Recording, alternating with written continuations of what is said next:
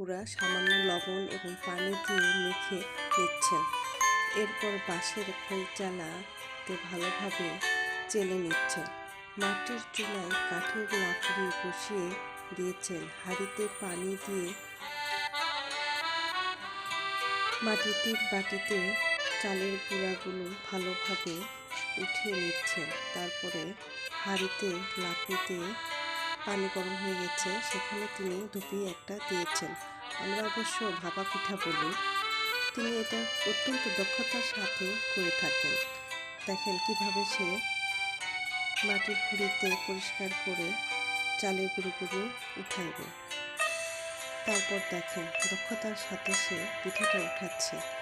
এরপর আবার সে পুনরায় তৈরি করতেছে। তৈরি হয়ে গেলে এই পিঠাটা আমরা অত্যন্ত দক্ষতার সাথে, দেখেন কত সুনিপুণ হাতে তার কারিগরি দক্ষতা। এটা হয়ে গেলে আমরা এটাকে খেজুরের লালি গুড় অথবা আলুঘাটিতে খেতে পারবো। একদম প্রাকৃতিক ন্যাচারাল খাবার, গ্রামের, যা সচরাচর দেখা যায় না।